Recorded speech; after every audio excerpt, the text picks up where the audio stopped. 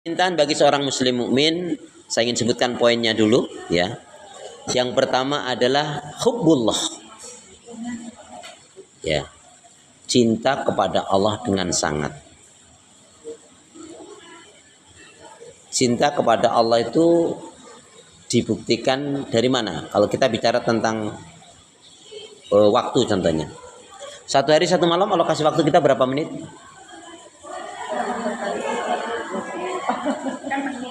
Saya nggak tanya jam, kalau jam gampang banget jawabnya. Kenapa saya tanya menit? Untuk menyadarkan diri kita, ternyata astagfirullah, banyak diri antara kita yang buang waktu. Satu hari satu malam Allah kasih waktu kita berapa menit? 60 mah 1 jam. Iya. Baik, berhubung ada yang jawab dengan benar walaupun ngebet atau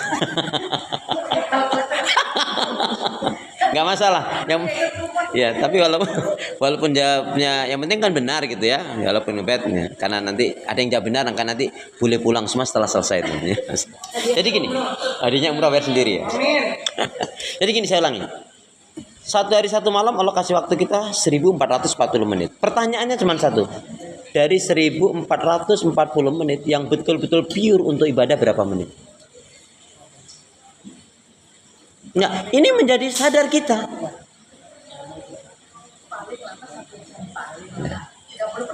Padahal kan orang yang rugi salah satunya orang yang umurnya bertambah secara angka, berkurang jatah hidup, tapi tidak bertambah kebaikannya.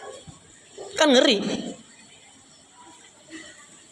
Kita itu semakin lama semakin menua. Makanya perhatikan 5 perkara sebelum datangnya 5 perkara. Sehatmu sebelum sakitmu. Enggak ada ceritanya orang sehat terus. Pernah ngalami sakit? Pernah sakit? Sakitnya di mana? Ya sudah, alhamdulillah. Terus saya tanya. Saya tanya lagi. Pernah nggak malas dalam ibadah? Pernah malas dalam ibadah? Tanggal berapa? Nah, artinya gunakanlah kesempatan kenikmatan yang Allah berikan tadi untuk sebaik mungkin melakukan kebaikan. Kenapa? Ketika kita meninggal, itu tinggalkanlah yang baik-baik saja. Nama baik, yang dikenang orang baik. Kalau kita orang baik, ketika kita meninggal, orang teman kita, saudara kita kehilangannya itu sebenarnya bukan karena fisiknya, tapi karena ingat kebaikannya. Daripada fisiknya diingat, itu tandanya apa? Umur yang diberkahi oleh Allah dan itu berpahala. Makanya kalau kita ada teman kita yang sudah meninggal dan kita ungkapkan, aku salut banget loh sama fulana itu, ya Allah baiknya dia. Kan kita menceritakan ini, teman kita yang di alam kubur ini dia dapat kebaikan. Ya. Makanya ketika ada orang, iya, ketika ya. Tapi bentar Bu Ayu ya. Tadi masalah ucapan ini penting loh, ini masalah ucapan ini. Ucapan yang buruk, saya langsung aja. Contohnya mendendangkan lagu, tapi yang didendangkan ini lagu yang buruk. Ucapannya buruk. Dan dia menikmati, itu akan menjadi doanya. Kecuali dia menyangkalnya. Contoh, hidup senang walaupun tak punya uang, bohong. Nah, berarti kan kita menyangkal. Nah, itu tidak masalah. Tapi dia menikmati. Akhirnya kan ada kan hari ini terbukti kata-kata itu.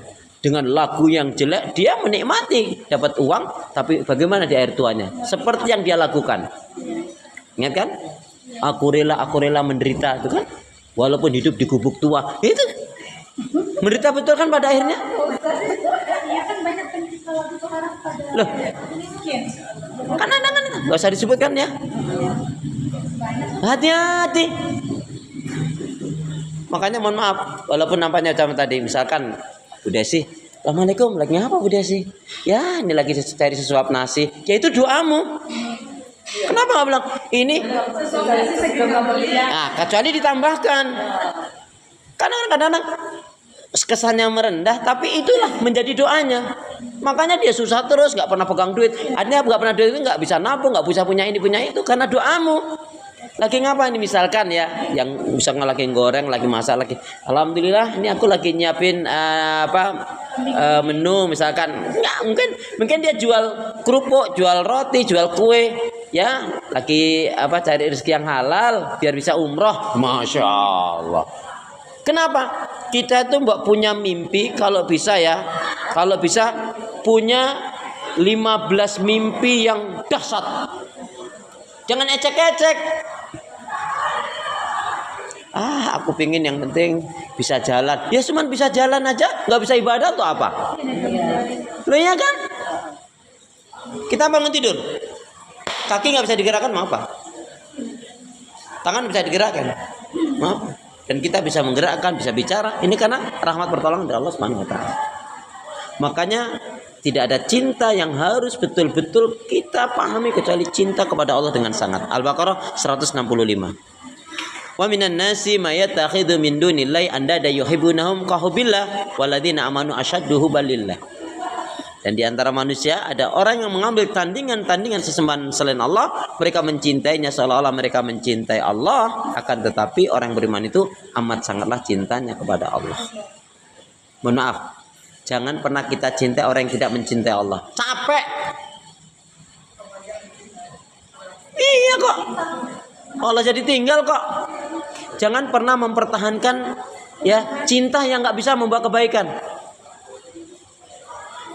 Belum lama ini ada saudara dari Jawa sana, ada masalah ini dengan keluarga. Masalahnya apa? Aduh, suamiku bla bla bla bla bla bla.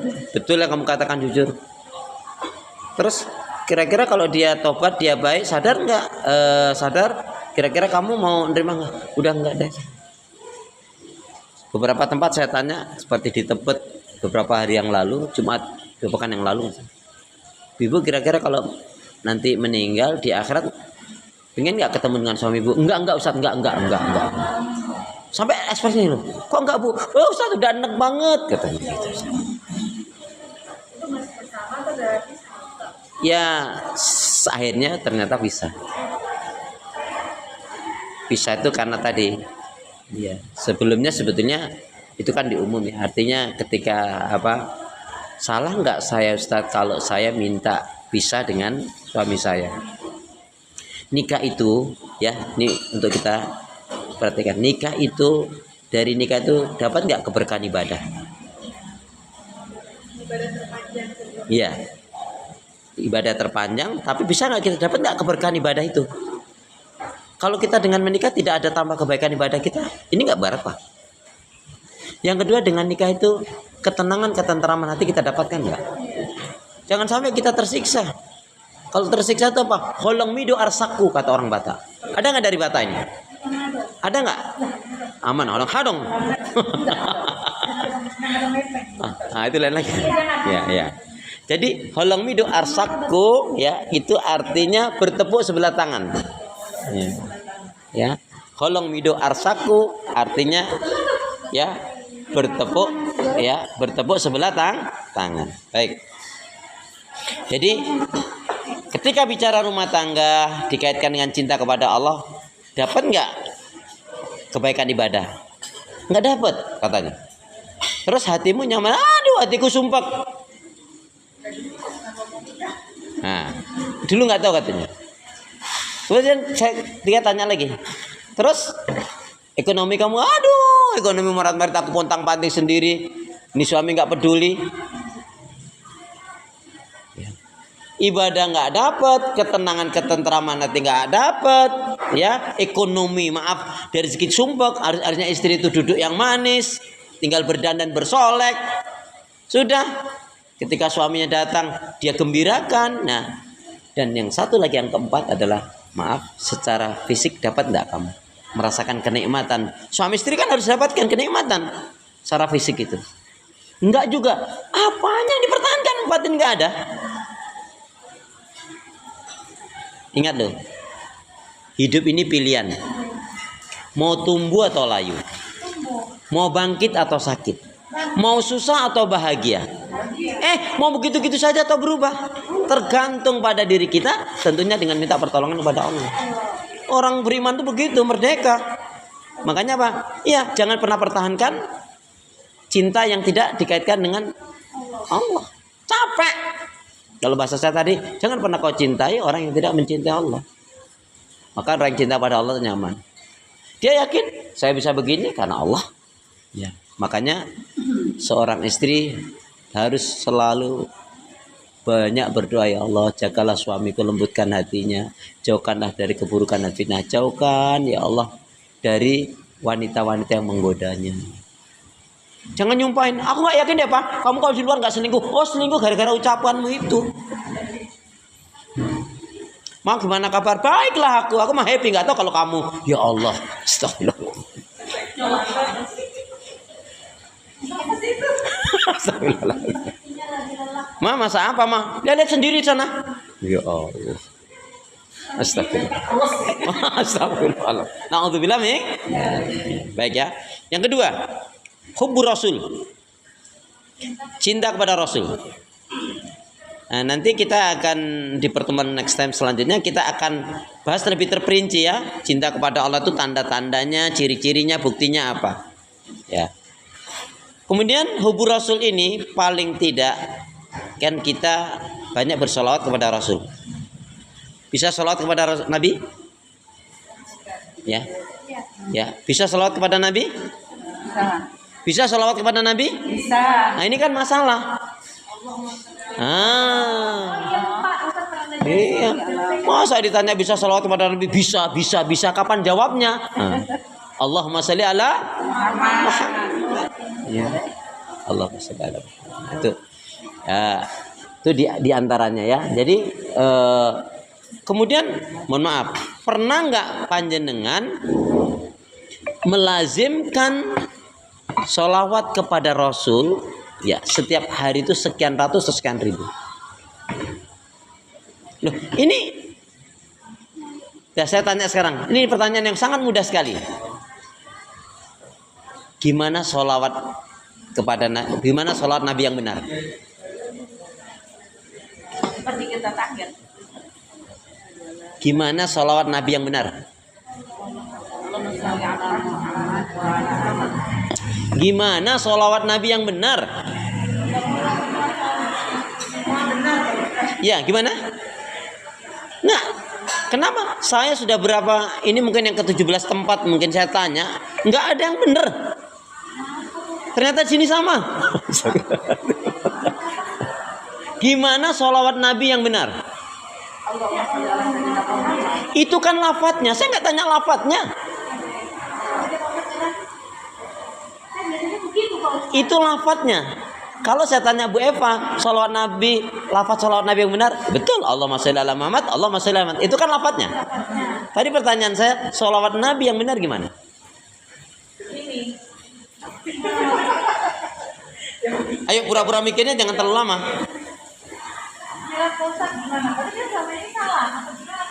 Bukan salah, tapi belum tepat. Masya Allah. Jadi sholawat Nabi yang benar itu begini. Begini sholawat Nabi yang benar itu. Jadi ketika kita Allahumma sholli ala Muhammad itu lafadznya. Tapi bawa, kaitkan dengan bayangkan, dengan rasakan, dengan dapat filenya. Ya Allah, ketika Allahumma sholli ala Muhammad, Allah itu pemaaf, Nabi itu pemaaf, santun, bijak, dermawan, enggak kasar, enggak pendendam, baik, semangat. Ya, nggak asat, nggak dengki, dermawan. Ketika kita melakukan sholawat seperti ini, itulah yang melembutkan hati kita. Amin. Amin. Burung BO maksudnya. Burung BO itu, ya, ya, burung BO itu, dia bisa ngomong, ya nggak? Ketika dia mengatakan Bismillah, Bismillah, Allah, salat, ayo, Allah. Tapi apakah dia ngerti?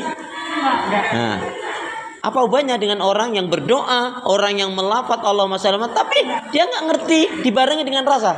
Beda nggak tadi ketika kita Allahumma sholli ala Muhammad, ya Allah Nabi itu penyantun, bijak, ya, dermawan, taat, semangat.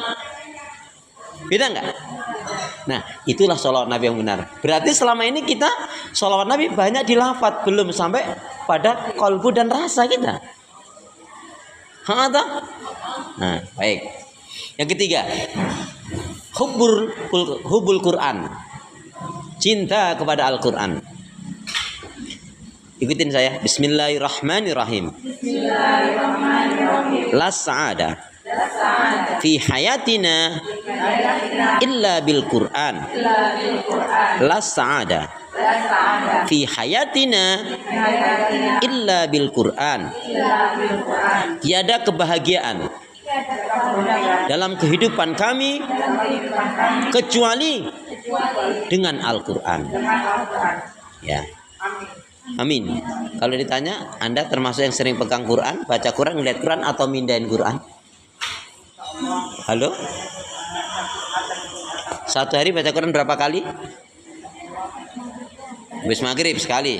Ada yang 2 kali maghrib dengan subuh. Ada juga yang jawab ketika ditanya berapa kali baca Quran? Alhamdulillah Ustaz, saya kalau baca Quran sehari 5 kali. Masya Allah Bu, gimana Ibu membaginya waktu? Itu loh Ustaz, aku kalau sholat baca Al-Fatihah itu kan Al-Quran katanya. Aduh. Astagfirullahaladzim. Wah, tepat tapi. Tapi kan nggak nggak begitu juga kan mestinya. Iya. Tidak, tapi ini ibu ini nampaknya sudah ngaji sama Ustaz Takhlis sekali dia jawabnya kayak astagfirullahaladzim. Ya Allah ya Allah. Ya Allah ya Allah. Ya. Ya. Jadi intinya tiada hari tanpa membaca Al-Quran. Insya Allah nanti next time-nya kita akan jelaskan cinta kepada Al-Quran itu, cinta dan iman pada Al-Quran itu ada buktinya. Tapi salah satunya adalah tiada hari tanpa membaca Al-Quran. Kemudian yang keempat adalah hubbul akhirah. Oh ya, cinta kepada Rasul ayatnya adalah Al-Imran 31. Al-Imran 31, Al-Ahzab surat 33 ayat 21.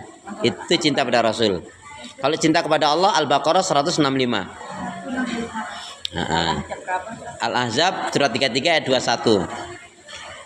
Kemudian hubul Quran sekarang surat Al-Furqan surat 25 ayat yang ke surat 25 ayat yang ke 30 dan surat Az-Zuhruf surat 43 ayat yang ke 36.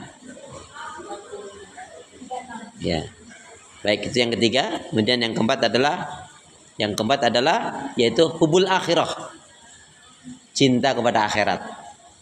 Ayatnya sama kita sering baca, hafal, yaitu apa? Walal akhiratu khairul laka minal ula. Adalah kehidupan akhirat, surga maksudnya, itu lebih baik daripada kehidupan dunia. Ingat ya, dunia ini hanya sebentar. Ingat, dunia ini hanya sebentar. Akhirat, sekali lagi, ingat dunia ini hanya sebentar. Akhirat sebentar lagi. Udah banyak tanda-tandanya ya Ustaz ya. Ya kan? Dunia ini hanya sebentar, akhirat sebentar lagi. Dasarnya surat Al-Qasas surat 28 ayat yang ke-77. A'udzubillahi minasyaitonirrajim. Wabtagi fi ma ataqallahu daral akhirah wa la tansa nasibaka minad dunya. Carilah, gapailah kebahagiaan negeri akhirat, tapi kamu jangan melupakan dunia. Jadi intinya, kenapa kita tidak boleh terlalu mencintai dunia? Kenapa kita tidak boleh terlalu mencintai dunia? Karena dunyaka tumhe. Ya. Jadi kenapa kita tidak boleh terlalu mencintai dunia? Karena apa? Dunyaka tumhe. Maksudnya apa? Dunia itu memang indah, tapi ingat dia bisa menghancurkan dirimu, bisa melalaikan dirimu ya. Ya, Masya Allah. Ini kayaknya tandanya sudah 1 tahun tidak ketemu ini tadi ya. Masya Allah. Astagfirullahaladzim. Ini luar biasa loh. Ini hari ini cobaannya juga dahsyat ya. Saat hujan suasana, tapi kita masih diberi kekuatan oleh Allah, dipertemukan. Alhamdulillah. Baik, yang kelima. 1 sampai 4 tadi kan dari saya. Coba yang kelima gantian dong, masa aku terus? Ya.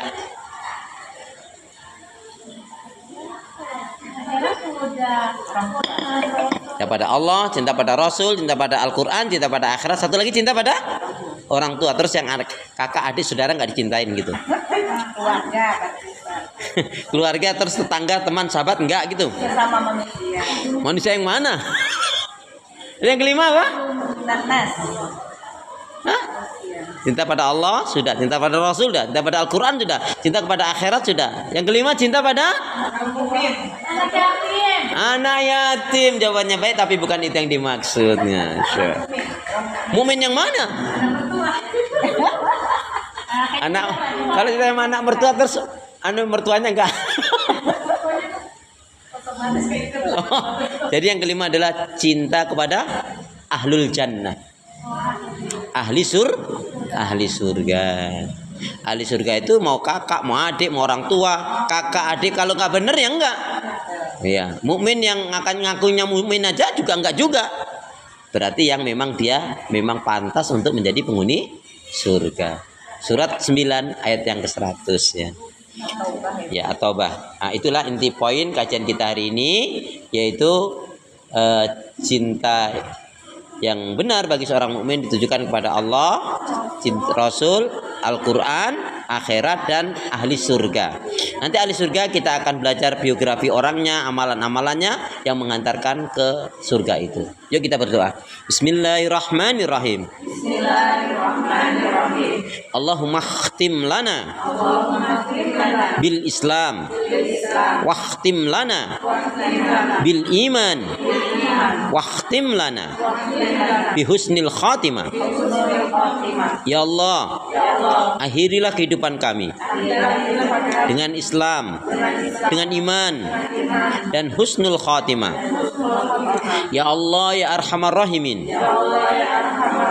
janganlah kau matikan aku kecuali setelah amal ibadahku lebih banyak dari dosa-dosaku. Ya Allah, ya Arhamar Rahimin, berilah aku hati yang bersih, pikiran yang jernih, lidah lisan yang selalu jujur, akhlak yang mulia, hidup dan mati dalam ketaatan, keimanan, ibadah, sabar, dan syukur. Amin ya rabbal alamin. Kita iringi dengan hamdalah, alhamdulillahirabbil alamin. Subhanakallahumma bihamdika asyhadu an la ilaha illa anta astaghfiruka wa atubu ilaik. Punya niat yang baik, hendaknya segera tunaikan. Beramal soleh janganlah ditunda-tunda. Ikan sepat, ikan gabus, lebih cepat lebih bagus. Punya niat yang baik, hendaknya segera ditunaikan. Ingat, malam hari ada tahajud, pagi hari ada duha. Al-Quran dibaca, dipelajari, dipahami, diamalkan. Jangan malas ibadah. Jangan marah-marah, perbanyak sedekah, dan jangan ada dusta. Pandangan mata selalu tersalah, pandangan nafsu selalu melulu, pandangan hati tilang hakiki jika hati itu bersih, karena pancaran nur ilahi Rabbi. Hidup tak selamanya indah, langit tak selalu cerah, burung irian, burung cendrawasih. Cukup sekian, terima kasih. Assalamualaikum warahmatullahi wabarakatuh.